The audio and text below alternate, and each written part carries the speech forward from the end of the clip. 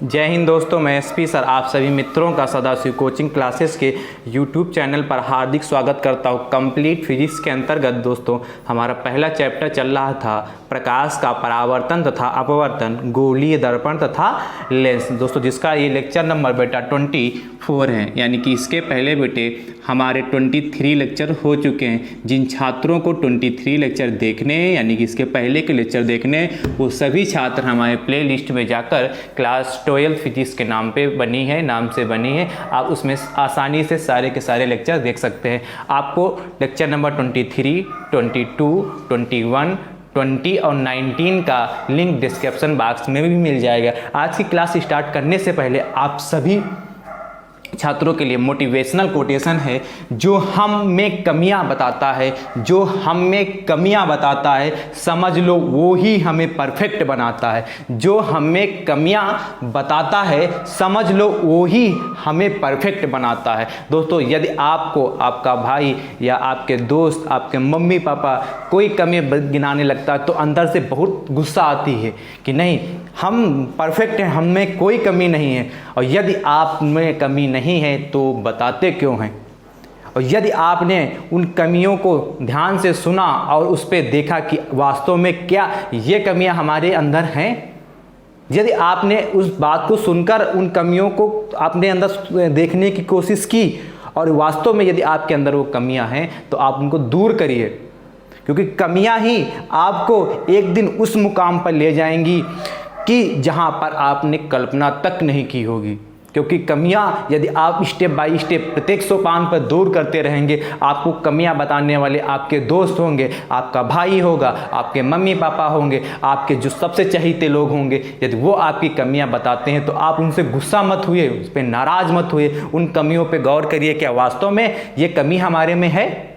यदि वास्तव में आपके में वो कमी है तो उस कमी को दूर करिए और अपने लक्ष्य की ओर बढ़िए। यदि आपने उन कमियों को दूर कर लिया तो 100% मैं विश्वास आपको दिलाता हूं कि 100% आप सफल होंगे। ठीक है, आज की दोस्तों क्लास स्टार्ट करते हैं। आज की क्लास का बेटा मुख्य टॉपिक है और बहुत जल्दी चैप्टर समाप्त होने वाला भी बेटा है। ठीक है, अब अंतिम पड़ाव की ओर आप लोग चल रहे हैं। ठीक है, आज की दोस्तों आज का टॉपिक आपका है दो लेंसों की संयुक्त फोकस दूरी। दो लेंसों की संयुक्त फोकस दूरी।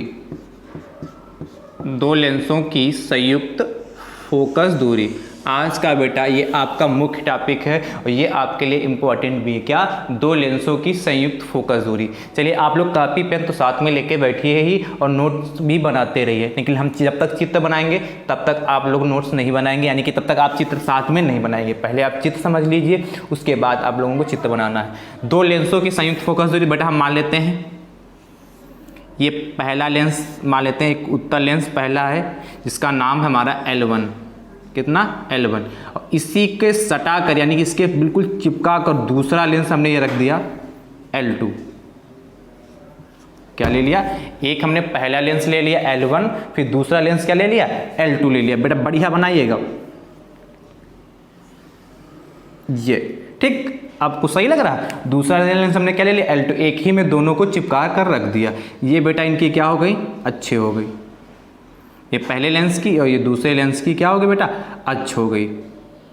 ये बेटा हमारी क्या हो गई? मुख्य अक्ष हो गई। इतने से तो आप पहले से ही परिचित हैं। हमने क्या किया? दो लेंस लिया, कौन सा? दो उत्तल लेंस लिया, दो लेंस L1 तथा L2 लिया। ठीक, जिनकी ये अच्छे हैं, ये इसकी क्या है? मुख्य अक्ष है।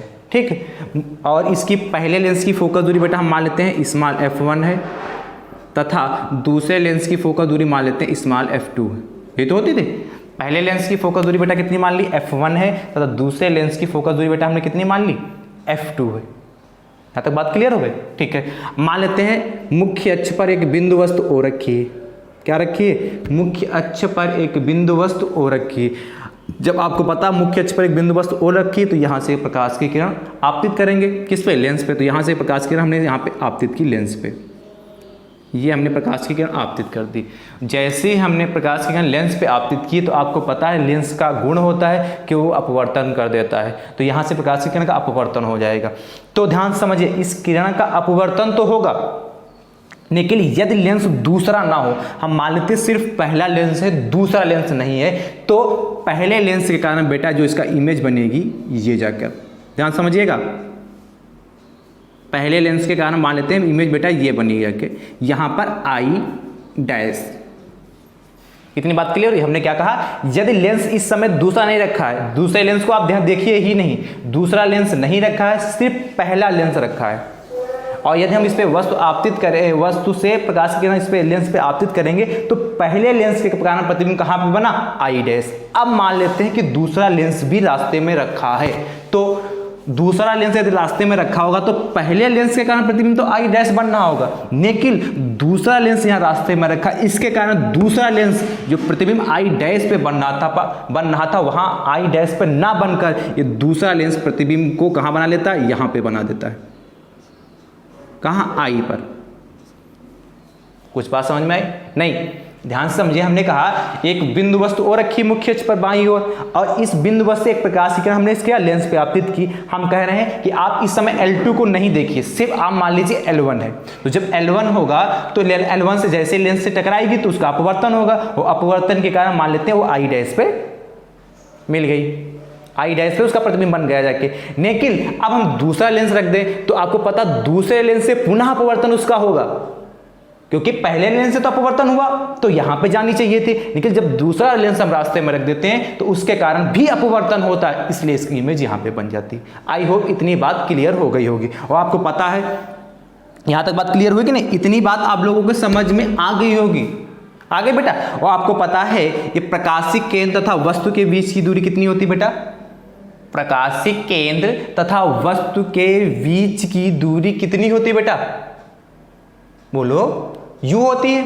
और प्रकाशिक केंद्र तथा प्रतिबिंब के बीच की दूरी कितना होती है बेटा, प्रकाशिक केंद्र तथा प्रतिबिंब के बीच की दूरी कितनी होती है, V होती है। तो देखो ये बेटा हमारा क्या है, ये यहां से प्रकाशिक केंद्र हो जाएगा, ये वस्तु है, ये प्रकाशिक केंद्र हो गई, ये वस्तु हो गया, और इधर ये क्या हो जाएगा, इधर ये प्रकाशिक केंद्र हो जाएगा, ये प्रतिबिंब होगा, ये प्रतिबिंब हो गया, हो गया कि नहीं हो गया। तो यहां से प्रकाशिक केंद्र और वस्तु के बीच की दूरी U हो गई, और यहां से देखो यहां से आई डैश माना है इसीलिए V हो जाएगा, V डैश, क्योंकि आई डैश है इसीलिए V डैश हो जाएगा, और यहां से प्रकाशिक केंद्र प्रतिबिंब के बीच की दूरी हम V मान लेंगे। तो बेटा लिखेंगे कैसे, ध्यान से देखिएगा बेटा। हमने कहा यहां से O से इसके बीच की दूरी मान लो, यहां से ये मान लेते हैं हमारी U है, कितनी मान लेते हैं U यहां तक, ठीक। और यहां से प्रतिबिंब के बीच की दूरी बेटा कितनी हो जाएगी, V, यहां तक आई था इसीलिए हमने V मान ली, और यहां से लगाकर आई डैश तक कितना प्रतिबिंब मान लिया, V डैश से बिल्कुल सीधे में यहां तक आएगा। आई होप इतनी बात समझ में आ गई होगी बेटा, ठीक। ये हमने प्रकाशिक केंद्र से वस्तु के बीच की दूरी कितनी मान ली, U मान ली, ठीक है। और प्रकाशिक केंद्र से प्रतिबिंब के बीच की दूरी V मान ली, प्रकाशिक केंद्र से प्रतिबिंब की जो पहले लेंस के कारण बना प्रतिबिंब आई डैश था उसके कारण हमने क्या मान लिया, V डैश, और दूसरे लेंस के कारण बना प्रतिबिंब आई है इसीलिए V मान ली। ये कंप्लीट चित्र आपका दो लेंसों की संयुक्त फोकस दूरी का होगा। कैसे, देखो दो लेंस हैं और संयुक्त मतलब संयुक्त फोकस, दो लेंस, दोनों लेंसों को आपस में मिला दिया तो संयुक्त यानी कि F1 तथा F2 को, इन दोनों लेंसों की संयुक्त फोकस दूरी का फार्मूला क्या आएगा वो हमें निकालना है। आई होप इतना समझ में आएगा बेटा, चित्र बना लो फटाक से।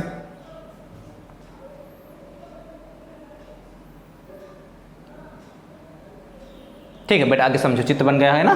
देखो नहीं बनाओ तो साइड स्क्रीन ले लो, समझो बेटा।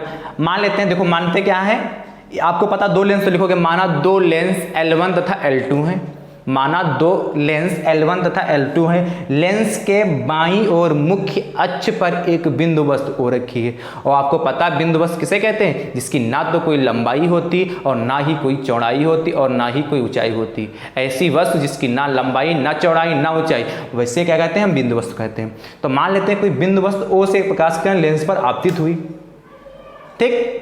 एक बिंदु वस्तु O से एक प्रकाश किरण लेंस पर आपतित हुई, और जैसे लेंस पर आपतित होती है तो आपको पता है अपवर्तन हो जाता है।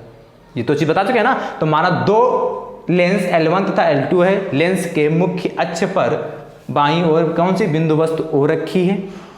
लेंस के मुख्य अक्ष पर बाईं ओर बिंदु वस्तु O रखी है, जिसका पहले लेंस के कारण बना प्रतिबिंब I डैश तथा दूसरे लेंस के कारण बना प्रतिबिंब I है। एक बार और रिपीट करें, माना दो लेंस L1 तथा L2 है जिनकी फोकस दूरियां क्रमशः f1 तथा f2 हैं। मुख्य अक्ष पर बाईं ओर बिंदु वस्तु O रखी है, जिसका प्रतिबिंब पहले लेंस के कारण बना प्रतिबिंब I डैश तथा दूसरे लेंस के कारण बना प्रतिबिंब I है। चलिए लिख लेते हैं फटाक से। माना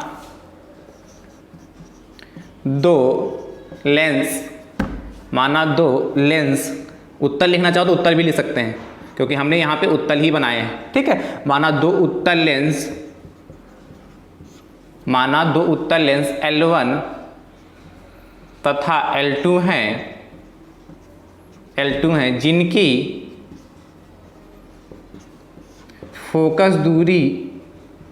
फोकस दूरियां क्रमशः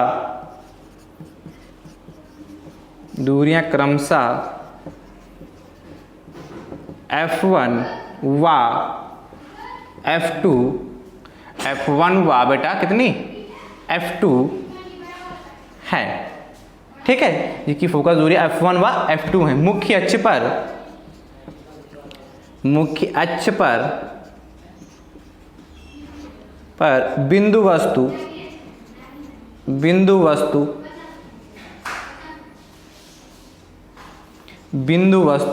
O रखी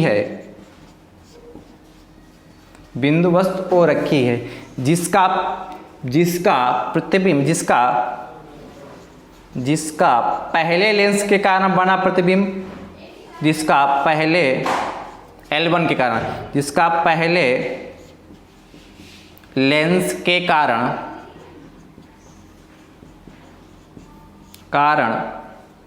बना प्रतिबिंब कितना बेटा I डैश है ना, पहला लेंस के कारण बना प्रतिबिंब I डैश तथा दूसरे लेंस के कारण बना प्रतिबिंब,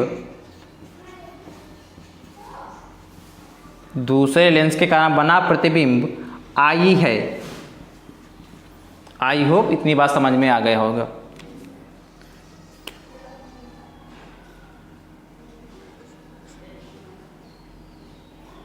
ये यहां तक कितना था?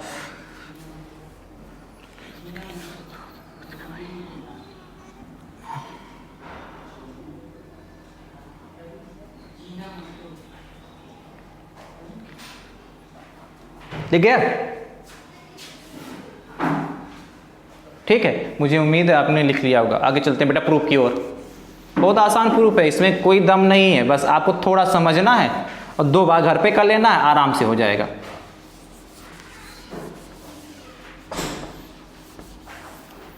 ये बार बार रफ हो रहा भाई। देखिए बेटा, तो लिखो बेटा कैसे प्रूफ करेंगे। मान लेते पहले लेंस की वस्तु O तथा प्रतिबिंब कितना है बेटा I डैश है। पहले लेंस की वस्तु O तथा प्रतिबिंब I डैश है। लिखोगे पहले लेंस के लिए वस्तु O, देखिए बेटा पहले लेंस के लिए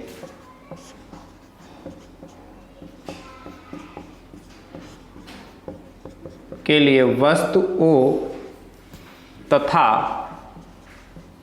प्रतिबिंब I डैश है। पहले लेंस के लिए, पहला लेंस इसके लिए वस्तु O तथा प्रतिबिंब I डैश है। अच्छा, हमने आपको लेंस सूत्र कराया था, यानी कि UVF में एक संबंध कराया था कि नहीं?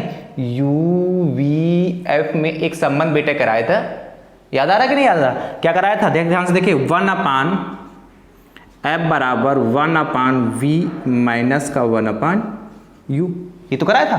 1/F बराबर 1/V माइनस का 1/U, यहाँ तो करा था ना। तो आपसे कहा पहले लेंस के लिए वस्तु O तथा प्रतिबिंब I डैश है। तो पहले लेंस के लिए देखो आपका क्या हो जाएगा 1/V, तो प्रतिबिंब कितना बनना I डैश, तो I डैश बना, तो I डैश यानी कि उसके बीच की दूरी कितनी V डैश। तो क्या लिख सकते हैं 1/V वी डैश माइनस का वस्तु क्या थी हमारी, वस्तु यही थी u, तो 1/u और बराबर फोकस दूरी कितना 1/f। f पहले लेंस की फोकस दूरी कितनी f1 है, इसलिए f के स्थान पर कितना हो जाएगा f1 हो जाएगा। बात क्लियर है? इसको इधर लिख लिया, उसको उधर लिया, इससे कोई फर्क नहीं पड़ता। नहीं समझ में आया? हमने कहा देखो इसको चलो उधर ही लिख देते हैं 1/f, ठीक है। अब क्लियर हो गया, उससे कोई फर्क नहीं पड़ता। देखो 1/v माइनस का 1/u बराबर 1/f, यही तो लेंस का सूत्र होता, यही तो u v और f में संबंध होता, ये तो कराया था। अच्छा, तो यहाँ पे 1/v यानी कि v क्या होती है, प्रकाशीय केंद्र प्रतिबिंब के बीच की दूरी होती है, इसलिए प्रकाशीय केंद्र और प्रतिबिंब के बीच की दूरी यानी कि पहले लेंस का प्रतिबिंब होता है i डैश है, तो उसका दूरी कितनी v डैश, इसीलिए v डैश यूज कर लिया। और वस्तु की दूरी u होता तो वस्तु कितना हमारा u था, तो यूज कर लिया। और f यानी कि पहले लेंस की फोकस दूरी कितनी f1, इसलिए f1 यूज कर लिया। यहाँ तक कोई दिक्कत? ये क्वेश्चन नंबर हमारी 1 हो गई, ठीक है। फिर क्या लिखोगे दूसरे लेंस के लिए, दूसरे लेंस के लिए वस्तु I डैश तथा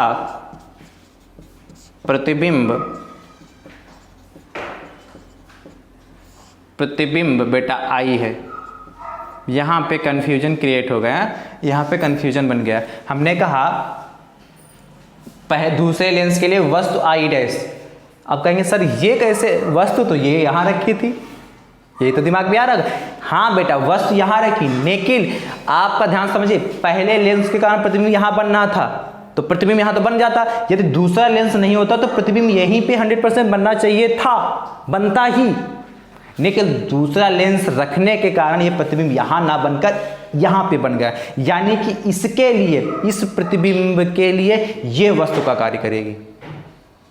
बात समझे? इस प्रतिबिंब के लिए ये वस्तु का कार्य करेगी, इसीलिए हमने क्या माना, दूसरे लेंस के लिए वस्तु I डैश तथा प्रतिबिंब I है, इसके लिए, इस प्रतिबिंब के लिए ये वस्तु कार्य करेगी, और इस प्रतिबिंब के लिए I डैश के लिए ये वस्तु कार्य करेगी। अब तो कोई कंफ्यूजन नहीं, तो क्या लिखेंगे बेटा, वही फार्मूला 1/v माइनस का 1/u बराबर 1/f। तो इस बार v कितना है, v ही है, क्योंकि प्रतिबिंब कितना v है, तो इसलिए क्या हो जाएगा 1/v माइनस का u कितना, इस बार ध्यान से देखिए, u पे गौर करिएगा, गलती यहीं पे होती। u देखो यहां से कितना, प्रकाशीय केंद्र से प्रतिबिंब के बीच की दूरी कितना v डैश है इस बार u, क्योंकि हमने इमेज वस्तु क्या मानी है I डैश, इसीलिए हम u के स्थान पे कितना बेटा यूज करेंगे v डैश, ठीक है। यहाँ पे समझ जाइएगा। 1/, फोकस दूरी कितनी दूसरे लेंस की f2, इसलिए f2 हो गया। Question number 2। एक बात और समझिए, हमने कहा कि 1/v तो आपको पता 1/v यही था, और 1/u होता तो u क्या, हमने वस्तु I डैश के माना है, इसीलिए क्या उसके बीच की दूरी रखेंगे u के स्थान पे, इसीलिए v डैश होगा। और f2 तो समझ में आ गया।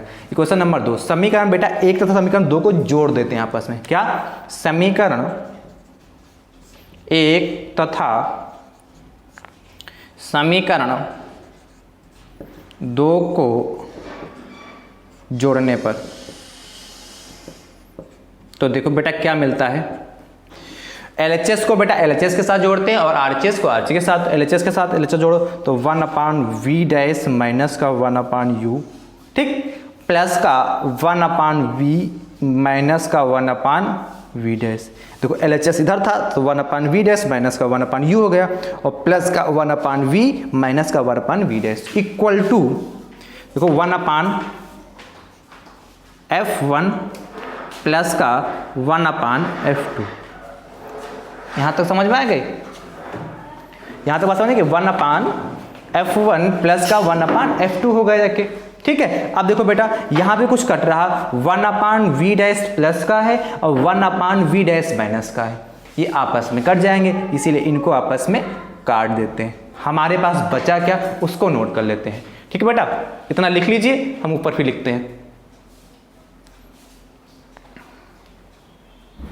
हो गया बेटा? मुझे उम्मीद है आपने लिख लिया होगा।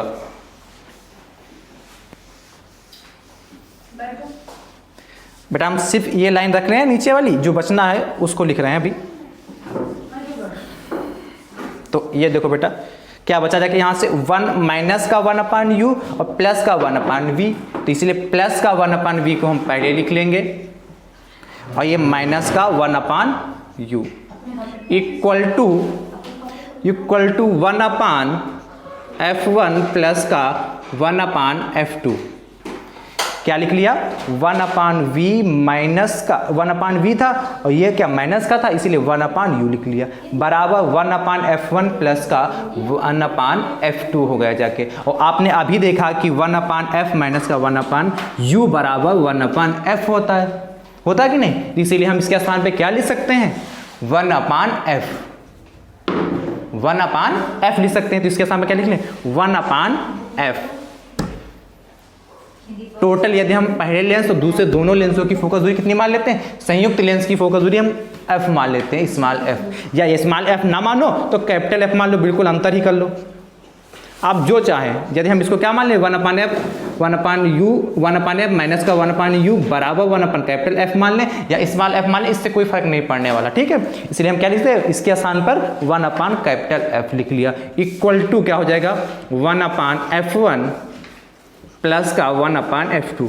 यहाँ पे आप स्मॉल f लिखो या कैपिटल F लिखो, इससे कोई फर्क नहीं पड़ने वाला। आपको सिर्फ ये ध्यान रखना है कि ये संयुक्त लेंस की फोकस दूरी है। तो आपका एक फार्मूला मिला जाके 1/f बराबर 1/f1 प्लस का 1/f2। ये संयुक्त लेंस की फोकस दूरी हुई। यहाँ से थोड़ा और इसको आसानी से और सॉल्व कर सकते हैं, ध्यान समझो बेटा। 1/f बराबर यहाँ से बेटा क्या f1 तथा f2 एलसीएम ले लेंगे। f1 तथा f2 एलसीएम में तो क्या f1 और f2 हमने यहाँ से एलसीएम ले लिया, तो f1 से इसको डिवाइड करेंगे तो यहाँ पे क्या बचेगा? f2 बचेगा। तो यहाँ पे कितना होगा? f2 प्लस का f2 से इसको डिवाइड करेंगे तो क्या f2 कैंसिल, तो f1 बचेगा, तो प्लस का कितना हो जाएगा? f1। ठीक है बेटा, तो इतना बचा जाके। अब देखो इसको यदि हम पलट दें तो ये ऊपर चला जाएगा और ये भी इस प्रकार ऊपर चला जाएगा और ये नीचे आ जाएगा। यानी कि क्या लिख सकते हैं इसको हम? इसको नीचे रफ कर रहे हैं बेटा। कैपिटल F बराबर स्मॉल f1 स्मॉल f2 अपान f1 प्लस का f2। इसको इधर लिख लिया, इसको इधर, इससे कोई दिक्कत नहीं है। प्लस में कोई भी डिजिट किधर भी लिख सकते हैं कुछ, ठीक है। प्लस में कोई किसी को किधर भी लिख दे, उससे कोई फर्क नहीं पड़ता। यानी कि कैपिटल F बराबर क्या मिला जाके? f1 f2 अपान f1 प्लस f2। यानी कि फाइनली रिजल्ट हम यहाँ तक निकालेंगे। तो फोकस दूरी पूछता है तो यहाँ पर कैपिटल F बराबर f1 f2 अपान f1 प्लस f2। ये दो लेंसों की संयुक्त फोकस दूरी का फार्मूला हुआ जाके बेटा। कंप्लीट प्रूफ हुआ। ये प्रूफ बेटा आपका 5 नंबर में पेपर में आता है, इसीलिए आपके लिए बहुत ही इंपॉर्टेंट है। ठीक है बेटा, ये प्रूफ आपके लिए बहुत इंपॉर्टेंट है बेटा। अगला टॉपिक बेटा आपका है, अगली बेटा हेडिंग डालेंगे कंप्लीट प्रूफ होगा बेटा, लिख लो फटाक से।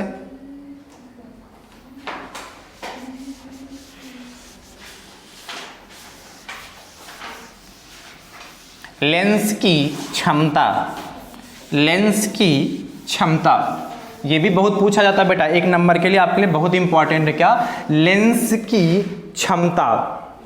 तो हेडिंग डाल लो बेटा, लेंस की क्षमता, पावर ऑफ लेंस। बेटा इसको लिख लेते हैं फिर समझते हैं।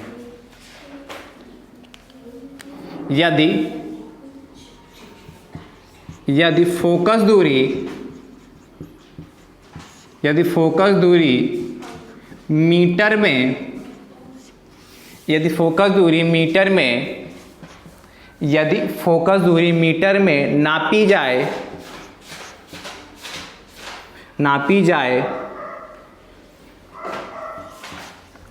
तो इसके व्युत्क्रम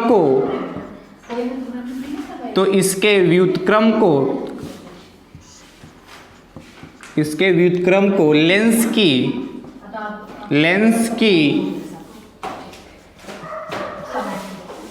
की क्षमता कहते हैं। ठीक है, यदि फोकस दूरी मीटर में नापी जाए, यानी कि फोकस दूरी किस में नापनी बेटा? मीटर में नापनी है, तो इसके व्युत्क्रम को, यानी व्युत्क्रम का मतलब होता है उल्टा, को हम लेंस की क्षमता कहते हैं। इसे बेटा कैपिटल P से प्रदर्शित करते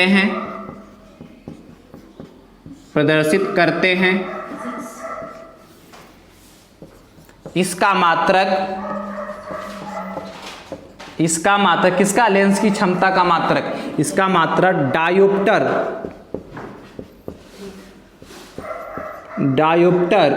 होता है।